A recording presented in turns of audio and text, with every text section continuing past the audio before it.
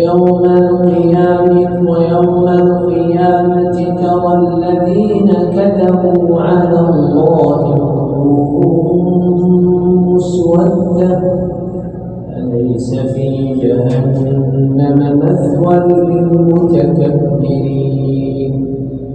وينجي الله الذين اتقوا بمفازتهم لا يمسهم السوء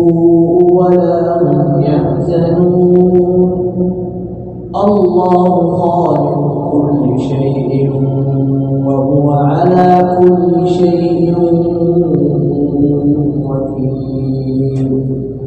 له مقاليد السماوات والأرض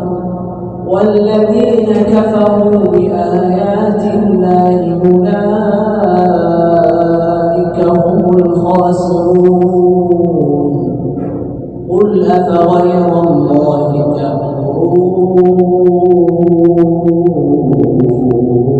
تأمروني أعبد أيها الجاهلون ولقد أوحي إليك وإلى الذين من قبلك لئن أشركت ليحبطن عملك ولتكونن من الخاسرين بل الله فاعبد وكن من الشاكرين وما قدر الله حق قدره والأرض جميعا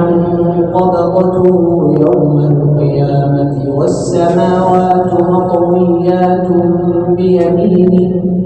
سبحانه وتعالى عما يشركون ونفخ في الصور فصعق من في السماوات ومن في الأرض إلا من شاء الله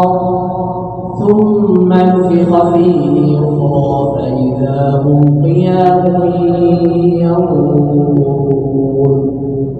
وأشرقت الأرض بنور ربها ووضع الكتاب وجيء بالنبيين والشهداء وقضي بينهم بالحق وهم لا يظلمون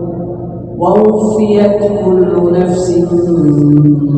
ما عملت وهو أعلم بما يفعلون